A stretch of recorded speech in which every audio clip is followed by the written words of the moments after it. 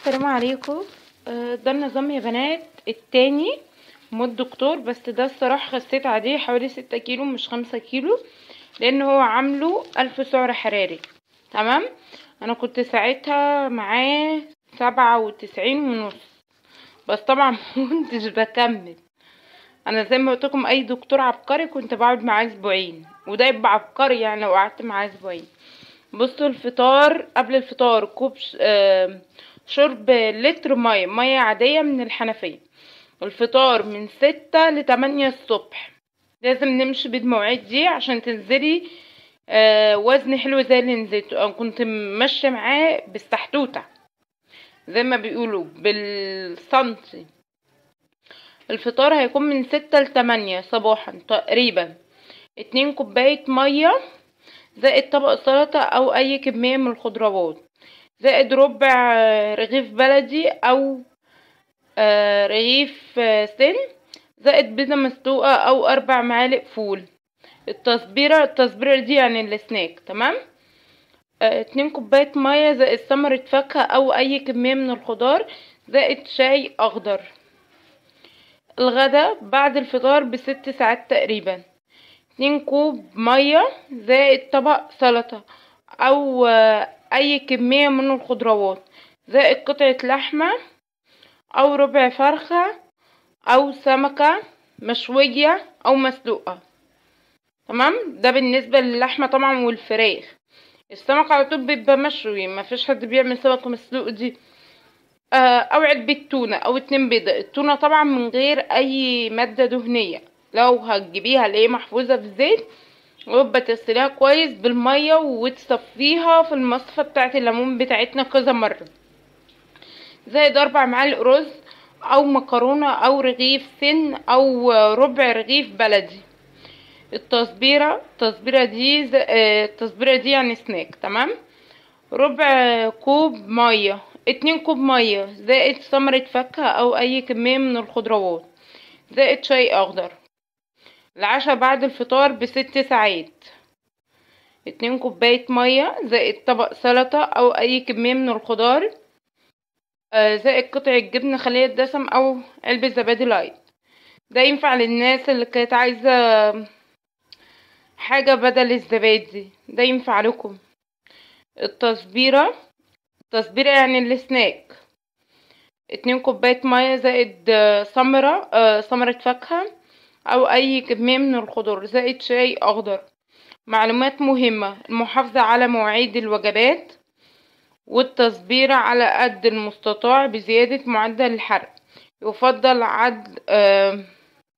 عمل رجيم مع تخسيس الموضع لنزول البطن وتجنب الترهلات. طبعا انا ولا رحت الجيم ولا عملت تخسيس موضعي معاه ولا اي حاجة، ونزلت 6 كيلو. المحافظة على كمية المية والخضروات لتجنب الآثار الجانبية للرجيم. انا دايما بقول لكم اهو المية والخضروات، حتى الدكتور كاتبها. يفضل عمل رجيم مع الجيم لتناسق القوام وزيادة معدل الحرق. اللي مش قادرين يا جماعة ينزلوا جيم عادي، حاولوا يمشوا ربع ساعة على قد ما تقدروا تمشوا. يجب اخذ اليوم المفتوح وجبة الغدا فقط زي ما قلت لكم اهو، وجبة الغدا بس. يفضل الوزن بعد الاكل والشرب ب2 ساعات على الاقل، وتجنب الامساك والانتفاخ اثناء الوزن. الحاجات دي يا جماعة الامساك والانتفاخات بتزود على الميزان. المحافظة على 3 وجبات والكميات المحدودة للرجيم. المحافظة على المشي مدة لا تقل عن ساعة يوميا. 9 تجنب الأكل ليلا، وخاصة الوجبة الرئيسية اللي هي زي الفطار الغدا العشاء. الرئيسية مش اللي هي التصبيرة السناك.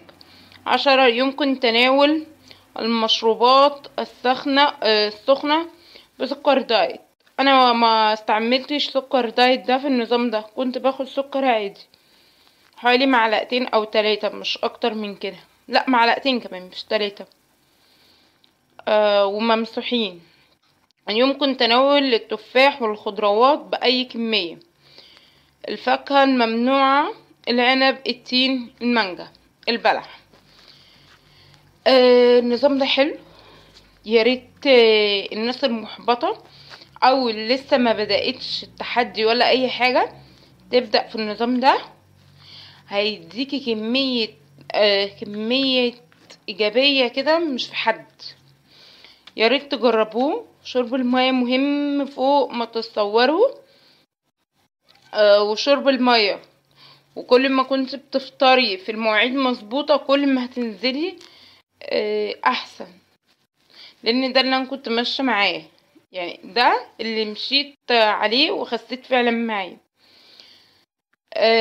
الناس برضو اللي حابه تنزل ميزان تكتر من الخيار مثلا الخيار والخس، لازم تكتر منهم.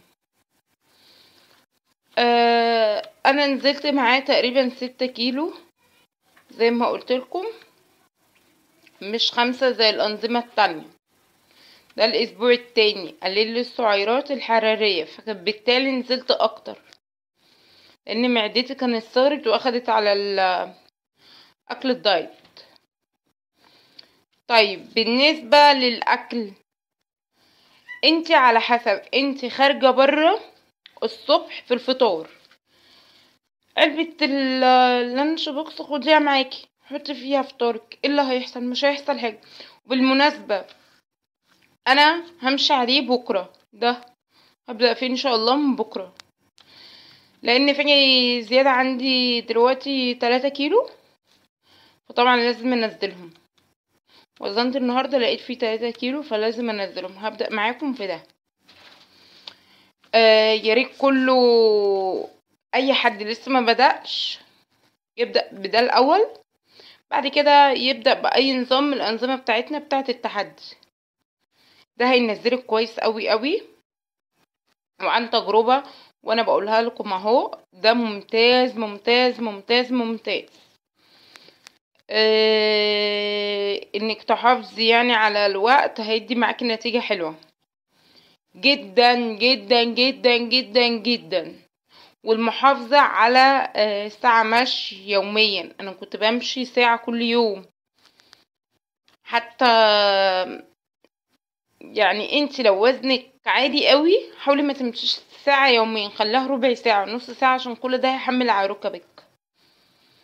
الا بقى لو انت واخدة على الحركة المشي الكلام ده خلاص جسمك هيكون اتعود، لكن لو مش واخدة يبقى خليها ربع ساعة 10 دقايق، ما تمشيش ساعة. كل ده هيجي على ركبك، كل ده هيجي على ركبك. التخسيس هيجي بس بالعقل. صحتنا مهمة.